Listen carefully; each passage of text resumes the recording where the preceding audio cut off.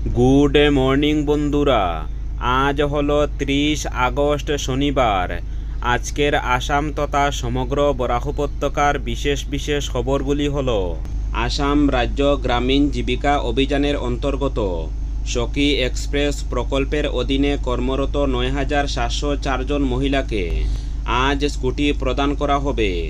এই উপলক্ষে গুয়াহাটি খানাপাড়ার পশু চিকিৎসা বিজ্ঞান মহাবিদ্যালয়ের খেলার মাঠে আয়োজিত একটি কর্মসূচিতে মুখ্যমন্ত্রী ডক্টর হিমন্ত বিশ্ব শর্মা এবং রাজ্যের পঞ্চায়েত ও গ্রাম উন্নয়ন মন্ত্রী রঞ্জিত কুমার দাস উপস্থিত থাকবেন।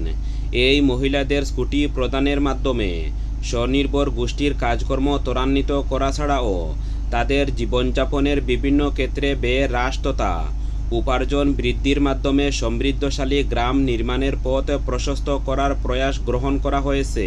পরবর্তী খবরটি হলো: 1 বছর হতে যাচ্ছে শ্রীভূমি জেলা ঘোষণার, কিন্তু এখনও পর্যন্ত অনেক সরকারি বেসরকারি কার্যালয়, ব্যবসা প্রতিষ্ঠান, বাস সহ নানা স্থানে করিমগঞ্জ নাম রয়ে গেছে।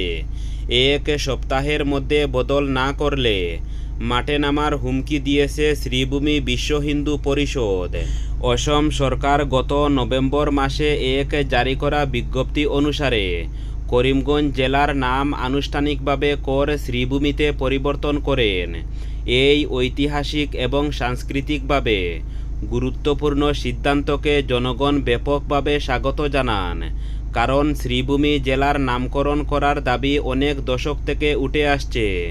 সরকারের নির্দেশের পর জেলার সরকারি কার্যালয় এবং কিছু সংখ্যক বেসরকারি কার্যালয়ে জেলার নাম শ্রীভূমি করলেও 1 বছর অতিক্রম হওয়ার পথে, কিন্তু এখনও অনেক দোকান, বাণিজ্যিক প্রতিষ্ঠান, সরকারি প্রতিষ্ঠান, এমনকি গণপরিবহন পরিষেবাগুলি এখনও তাদের সাইনবোর্ড, নথি এবং প্রদর্শনীতে পুরাতন নাম করিমগঞ্জ ব্যবহার করা হচ্ছে।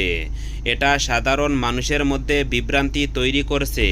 বিশ্ব হিন্দু পরিষদ লিখিত অনুরোধ করেছে যে তিনি যেন প্রয়োজনীয় নির্দেশনা জারি করে শহরবাসী ও সমস্ত সংশ্লিষ্ট বিভাগ, সরকারি ও বেসরকারি প্রতিষ্ঠান এবং পরিবহন কর্তৃপক্ষকে সরকারি বিজ্ঞপ্তির কঠোরভাবে অনুসরণ করে তাদের সাইনবোর্ড, নামফলক, নথি এবং প্রদর্শনীতে পুরাতন নাম করিমগঞ্জকে শ্রীভূমিতে অবিলম্বে বদলে নেন।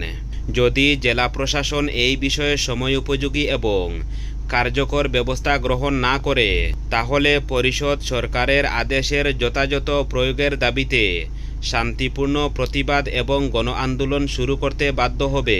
পরবর্তী খবরটি হল: রাহুল গান্ধীর ভোটার অধিকার যাত্রায় প্রধানমন্ত্রী নরেন্দ্র মোদী এবং তার প্রয়াত মা হীরাবেন মোদীকে নিয়ে অশালীন মন্তব্যের জেরে রণক্ষেত্র পাটনা। শুক্রবার এই ঘটনাকে কেন্দ্র করে পাটনার রাস্তায় মুখোমুখি সংঘর্ষে জড়ান কংগ্রেস বিজেপি সমর্থকরা। এদিন রাহুল গান্ধী ও কংগ্রেস নেতাদের বিরুদ্ধে প্রতিবাদ মিছিল বের করে বিজেপি। কংগ্রেস কর্মীরা এর পাল্টা জবাব দিতে নামতেই সংঘর্ষে জড়িয়ে পড়ে দুই পক্ষ। দলীয় পতাকা দিয়ে একে অপরকে আঘাত করতে শুরু করেন কর্মীরা। অনেকেই গুরুতর আহত হন। কংগ্রেস অফিসে ভাঙচুর চালানোর অভিযোগ উঠে বিজেপি কর্মীদের বিরুদ্ধে। তাতে পোস্টার ও ব্যানার ছিঁড়ে ফেলা হয়। পাল্টা অভিযোগে বিজেপি বলেছে তারা শান্তিপূর্ণ বিক্ষোভ করছিল এবং কংগ্রেস কর্মীরা তাদের উপর হামলা চালিয়েছে। ভিডিওতে দেখা যায় দলের কর্মীরা একে অপরের দিকে ঝাঁপিয়ে পড়ছে। ধাক্কাধাক্কি ও পাথর ছোড়ার ঘটনা ঘটছে। পরে পুলিশ পরিস্থিতি নিয়ন্ত্রণে আনে। উত্তেজনার সূত্রপাত: বৃহস্পতিবার দারভাঙ্গায় ভোটার অধিকারের যাত্রা চলাকালীন এক কংগ্রেস সমর্থকের অশ্লীল মন্তব্যকে ঘিরে ভিডিও ভাইরাল হতেই বিজেপি থানায় এফআইআর দায়ের করে এবং কংগ্রেসের কাছে ক্ষমা চাওয়ার দাবি তুলে। দারভাঙ্গা পুলিশ জানিয়েছে অভিযুক্তকে গ্রেফতার করে আদালতে পেশ করা হয়েছে। এদিকে মোদী ও তার মাকে নিয়ে অশালীন মন্তব্য করার ঘটনার প্রতিবাদে পাটনার কোতালি থানায় রাহুল গান্ধীর নামে এফআইআর দায়ের করেছে বিজেপি।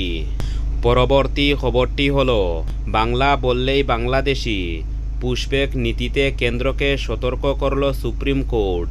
পরিযায়ী শ্রমিকদের বাংলাদেশি সন্দেহে পুশব্যাক করার অভিযোগে উত্তপ্ত দেশের সর্বোচ্চ আদালত অন্তঃসত্ত্বা সোনালী বিবি ও তার পরিবারকে বাংলাদেশে পাঠিয়ে দেওয়ার ঘটনায় কেন্দ্রের ভূমিকা নিয়ে প্রশ্ন তুলল সুপ্রিম কোর্ট।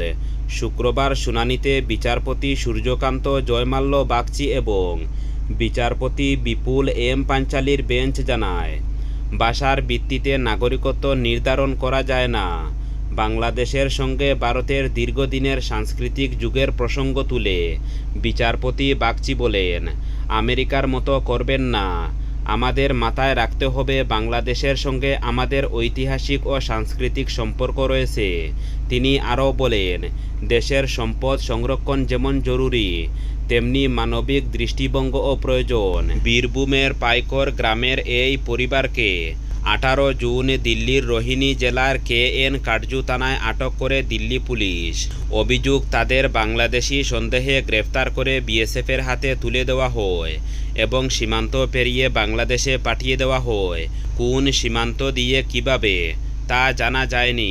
সোনালী বিবির ঘটনায় মামলাকারী সংগঠনের তরফে আইনজীবী প্রশান্ত ভূষণ জানান, বাংলা কথা বলার কারণে তাকে বাংলাদেশে পাঠিয়ে দেওয়া হয়েছে।